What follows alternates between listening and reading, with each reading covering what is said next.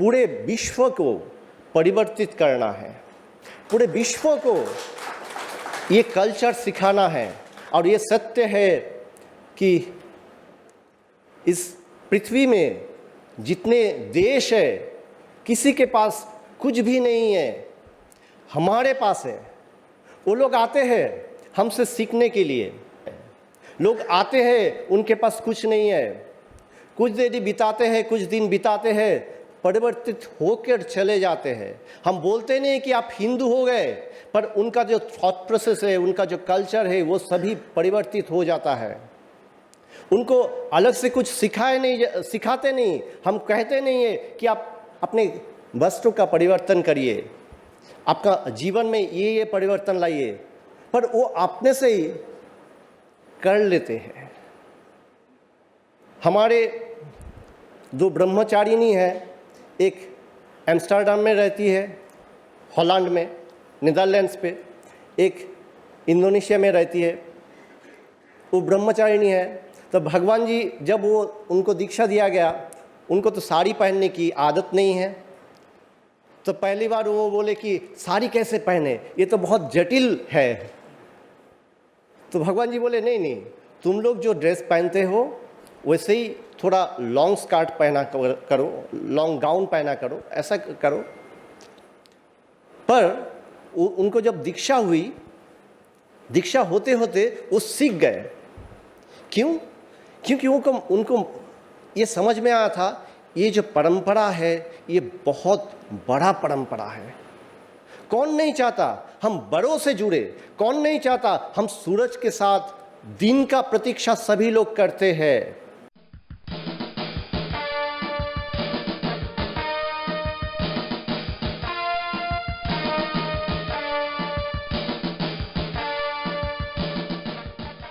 Scholarship देंगे, इससे पहले भी स्कॉलरशिप था बट अभी बढ़ा गया है।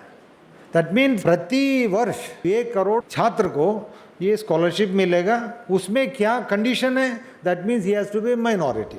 माइनॉरिटी का मतलब कौन है? हिंदू के अलावा सब माइनॉरिटी है।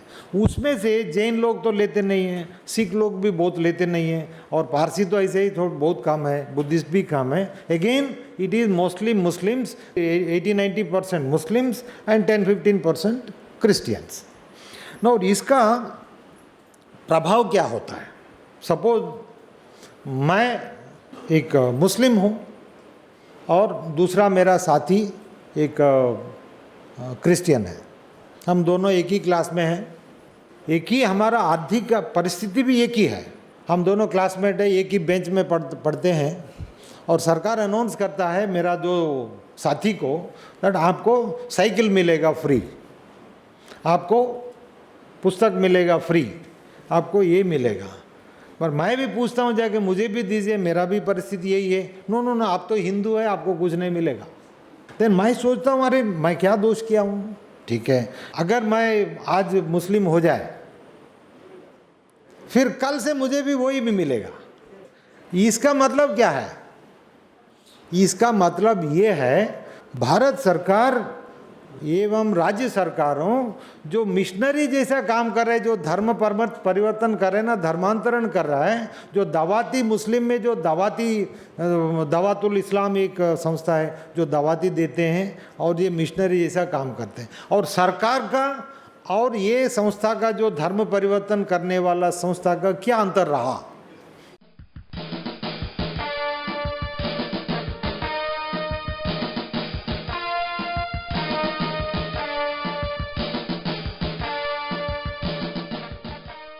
मेरी प्रॉब्लम ईसाईयत से ये नहीं कि वो लोग बाइबल को छोड़ के, मतलब गीता को छोड़ के बाइबल पकड़ रहे हैं, या भगवान कृष्ण या भगवान राम को छोड़ के वो यीशु मसीह की पूजा कर रहे हैं। अगर यही होता तो हमारा देश तो वैसे सेक्युलर है, हम काफ़ी टॉलरेंट हैं, तो इतने सालों में उनकी संख्या बढ़ती जा रही है। इसका मतलब ये है वी आर वेरी टॉलरेंट। हमें इससे कोई दिक्कत नहीं होनी चाहिए कि वो लोग किसी और भगवान को मानते हैं या किसी और ग्रंथ को मानते हैं। मेरी प्रॉब्लम ये है कि जब एक इंसान एक हिंदू ईसाई बन जाता है तो उसमें एंटी नेशनलिस्टिक सेंटिमेंट्स, भाव पैदा होते हैं. So Christianity actually encourages anti nationalism.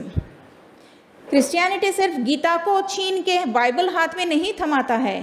Christianity anti national sentiments को पैदा करता है. हर हिंदू के मन में जो भी वो ईसाई बन जाता है, सबसे पहले उसे अपनी फैमिली से नफरत करना सिखाता है. ये सब बाइबल में है, उनकी डॉक्ट्रिन में, उनके सिद्धांतों में ये अंतर्निहित है.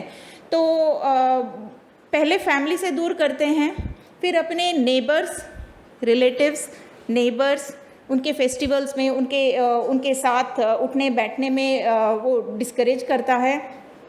लास्ट में जाके जब फैमिली जो हिंदुइज़्म प्रैक्टिस करती है, हिंदुइज़्म की अभ्यास करती है, तो उनसे दूर करते हुए वो लोग अपने सिविलाइजेशन से, अपने सांप्रदाय से, अपने संस्कृति से हमें दूर करते हैं. तो इनका ये एजेंडा रहा है. ये सिर्फ भारत के लिए ही नहीं, इनका ये टेक्निक हर देश में, हर कल्चर में जहाँ कहीं भी ये जाते हैं, ये यही करते हैं. पिछले 2000 साल से, मतलब जब से क्रिश्चियनिटी आई है, 1700 साल से ये यही कर रहे हैं.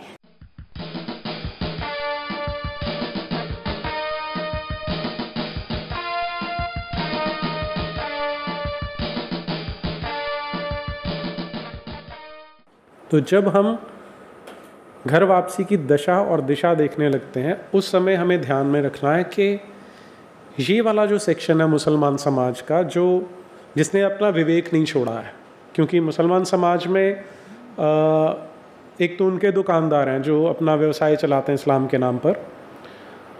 उनका धंधा चलता है कि अगर उनके सामने सारा समाज भेड़ बकरियों की तरह रहेगा, उनको किधर भी हाँक के ले जाया जा सकता है. हर रोज़ बहुत से लोग संपर्क करते हैं कि नीरज जी, हमारा दम घुटता है इसमें, हम छोड़ना चाहते हैं लेकिन हमारी कुछ व्यवस्थाएं हैं, हम नहीं छोड़ पाते.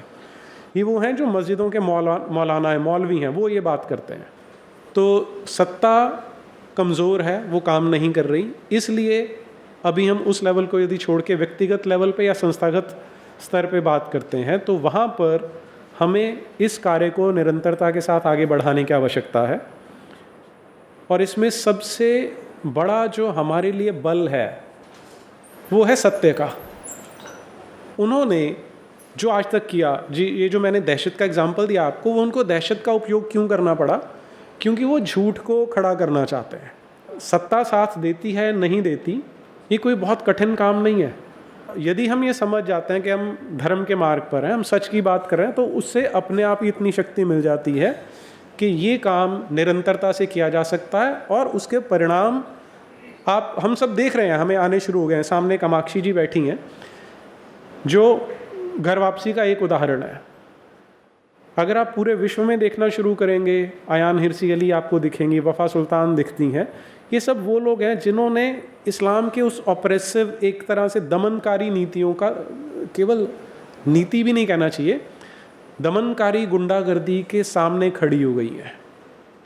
तो हमें इनका साथ देने की आवश्यकता है.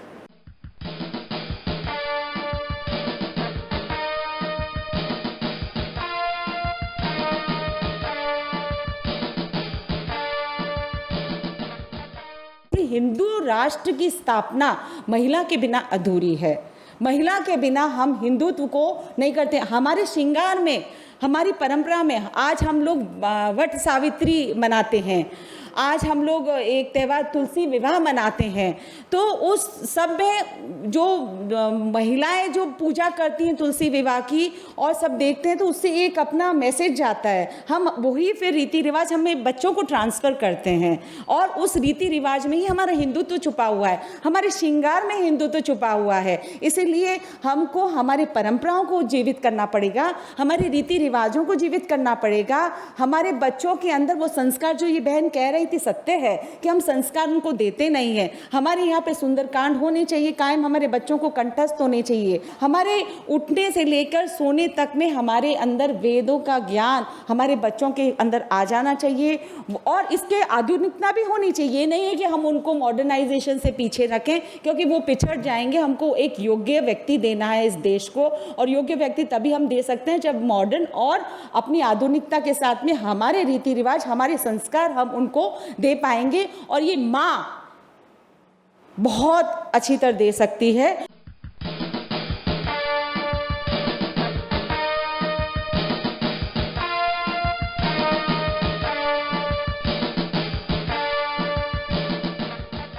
राहुल गांधी ने कहा सैफरन टेररिज्म, यानी जो भी भगवा पहनता है वो टेररिस्ट है।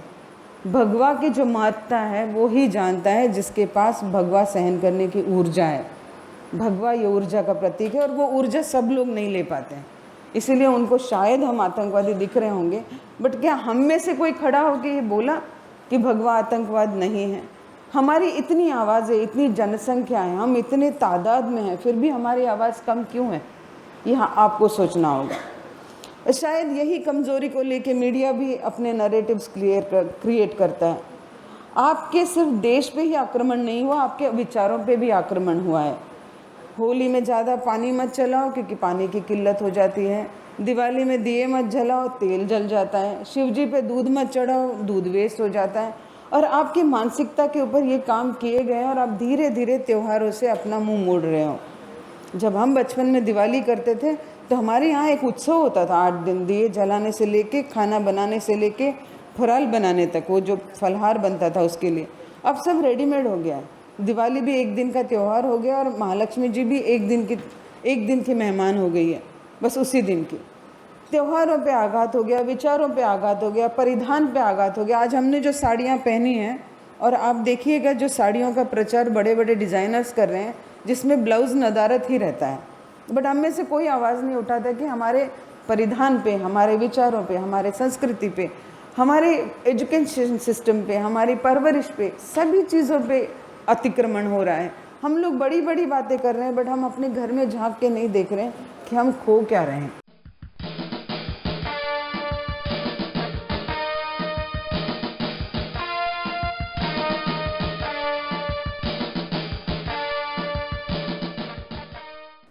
मुस्लिम लोगों के पक्ष में न्याय देना, माइनॉरिटीज़ ग्रुप को अपने सिर पर बिठा लेना, ये धर्मनिरपेक्षता का अर्थ लगाया गया है जो मुझे मंजूर नहीं है। अभी धर्मनिरपेक्षता का सही अर्थ क्या है, एक कुछ उदाहरण देने के बाद मैं आपसे कह सकता हूँ। छत्रपति शिवाजी महाराज का जो शासन व्यवस्था थी वह धर्मनिरपेक्ष थी। सम्राट विक्रमादित्य की शासन व्यवस्था जो थी वह धर्मनिरपेक्ष थी। चंद्रगुप्त मौर्य की शासन व्यवस्था धर्मनिरपेक्ष थी। और धर्मनिरपेक्षता का सही अर्थ हमें भगवत गीता में भगवान श्री कृष्ण ने बताया है। वह कहते हैं, मुझसे जिस प्रकार का व्यवहार करेगा उस प्रकार का व्यवहार मैं उसके साथ करूंगा। यही धर्मनिरपेक्षता है। हिंदू धर्म ने संपूर्ण मानव जाति को सुसंस्कृत, सुखी, न्यायनिष्ठ, सत्यनिष्ठ, प्रतिकारनिष्ठ, तत्वनिष्ठ, नीतिनिष्ठ बनाने की प्रतिज्ञा की है। इसलिए हिंदू धर्म ही धर्मनिरपेक्षता का सही अर्थ है। हिंदू धर्म बचेगा तो मानव जाति बचेगी, अन्यथा संपूर्ण विश्व में हाहाकार मच जाएगा। इसलिए हिंदुत्व पर आधारित धर्मनिरपेक्षता विश्व को अमृतधारा प्रदान करेगी। वामपंथी विचारों पर आधारित धर्मनिरपेक्षता संपूर्ण विश्व को नष्ट कर देगी।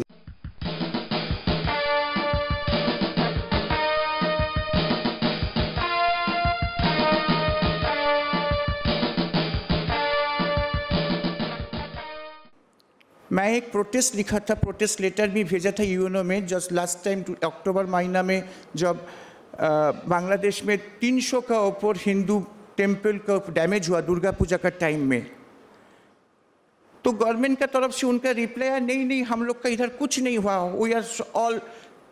Recently I visited Bangladesh. There is the one temple, Dhakeshwari temple. You know the Bangladesh in Dhakeshwari temple.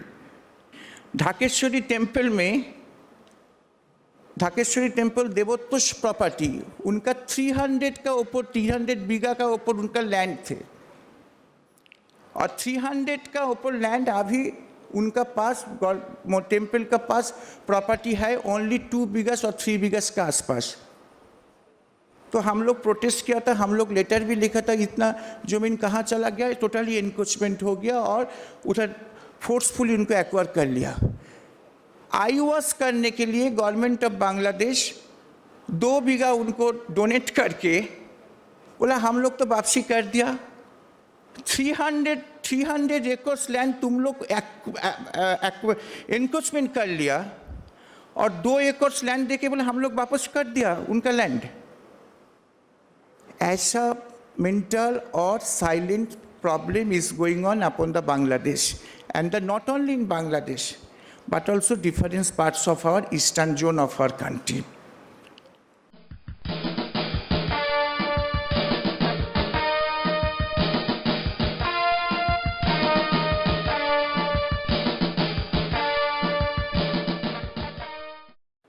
आज़ादी के पहले इस देश में अधिकतर मुस्लिम रियासतें थीं और ज़्यादातर उन रियासतों पर जो अधिकार थे उसी वर्ग के थे और फैलाया ये गया कि सनातन समाज में सवर्णों ने दलितों का दलन किया। एक नया शब्द बनाया गया, दलित शब्द बनाया गया। ऐसा शब्द कहीं आपको साहित्य में, कहीं सनातन साहित्य में ना तो आपको दलित शब्द मिलने वाला है, ना ही धर्मनिरपेक्ष शब्द मिलने वाला है। पूरा आप इतिहास खोल करके देख लीजिए, कहीं आपको धर्मनिरपेक्ष शब्द मिल जाए, ऐसा कोई शब्द ही नहीं है। राजनीति बिन धन बिन धर्मा, प्रभु ही समर्पे बिन सत्कर्मा, विद्या बिन विवेक उपजाए, श्रम फल पढ़े किए और पाए। बिना नीति के राज्य चल नहीं सकता और आप उसको कहते हैं धर्मनिरपेक्ष। जब राज्य ने अपना धर्म त्याग दिया तो राज्य किस बात का? हर व्यक्ति का धर्म होता है, हर रिश्ते में धर्म होता है, हर राज्य का धर्म होता है। आप तो विधर्मी हो गए, आपने धर्म त्याग दिया, आपने कहा हम तो धर्मनिरपेक्ष हैं। इसका मतलब आपकी कोई नीति नहीं है। अब आप सत्ता पर बने रहने के लिए नीति का निर्धारण करेंगे और नीतियां बनाएंगे और ये टुकड़े में बटा हुआ समाज इस बात को सामने आकर कहने वाला नहीं है कि साहब ये हमको स्वीकार नहीं है। हमने इसकी भी पहल की। इस बात की पहल हम लोगों ने की कि जो हम लोगों के यहाँ राजनीतिज्ञ आते हैं उनको हम लोग अपना एजेंडा देते हैं, इसको पढ़ लीजिए। अगर आप सहमत हों तो कृपया पधारिए, नहीं विनम्रतापूर्वक निवेदन है आप अपने घर को जाइए, यहाँ आपकी आवश्यकता नहीं है।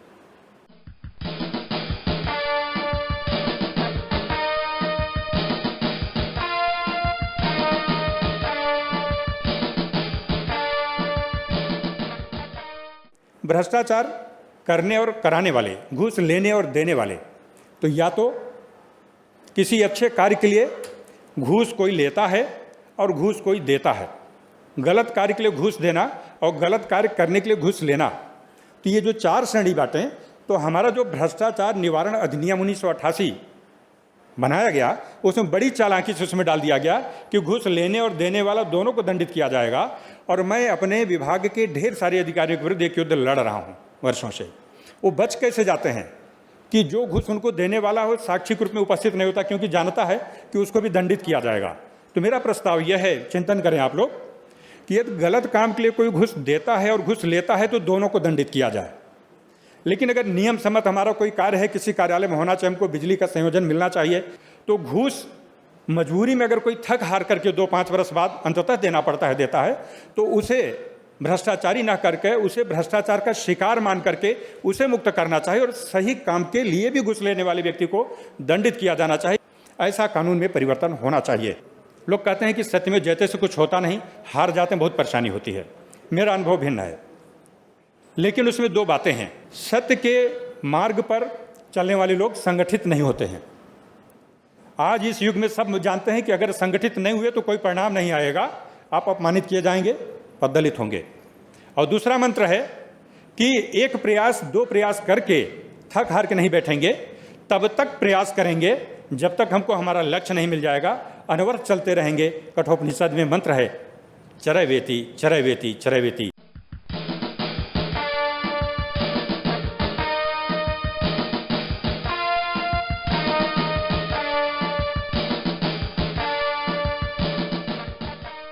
एक बहुत महत्वपूर्ण बात बताई यहाँ पे उपस्थित पाठक जी ने कि हमारी जनसंख्या आज़ादी के पूर्व, आज़ादी के समय, उसके पश्चात किस प्रकार से घटती जा रही है और मुसलमानों की जनसंख्या किस प्रकार से बढ़ती जा रही है हमारे देश में। साथ ही साथ ईसाइयों की जनसंख्या भी बढ़ रही है। जो हमारे धर्म में त्रुटियां हैं वहाँ से लेके जो हमारी मांग है, और हर प्रकार से हर आघात, हर त्रुटि का समाधान केवल हिंदू राष्ट्र है। अब जो 10 वर्षों से हम हिंदू राष्ट्र की बात इस खुले पवित्र मंच से कर रहे हैं, आज पूरी दुनिया, सारे टीवी चैनल, सारे अखबार कर रहे हैं। इससे बड़ी सफलता कोई हो नहीं सकती है। समय आ गया है, बहुत सामने है समय। गुरुजी की भविष्यवाणी भी सत्य होती हुई दिख रही है कि हिंदू राष्ट्र तो बनेगा। हम जितने भी हिंदूवादी संगठन हैं, हम सब सेना के रूप में कार्य करें और हिंदू राष्ट्र की तैयारी हम अपनी पूरी कर लें। अगर हमें सफलता चाहिए तो संगठन आवश्यक है। जो भी व्यक्ति यहाँ पे बैठे हो, जो किसी संगठन में ना हो, दायित्व में ना हो, वो दायित्व लें, और जो संगठन में नहीं है वो संगठन बनाएं। अब बात आती है कि हम संगठन में हैं, हमें क्या आवश्यकता है। हमें सबसे पहले अपने संगठन को मजबूत करने के लिए उसमें अधिक से अधिक कार्यकर्ता हों, उनका एकत्रीकरण हो, समाज के सामने उसका शक्ति प्रदर्शन हो, उसके बाद उनके अंदर शौर्य जाए और आवश्यकता आने पर अपनी जान की ज़रा सी भी चिंता ना हो। ऐसे भाव उनके अंदर आए और हम निरंतर कार्य करते रहें।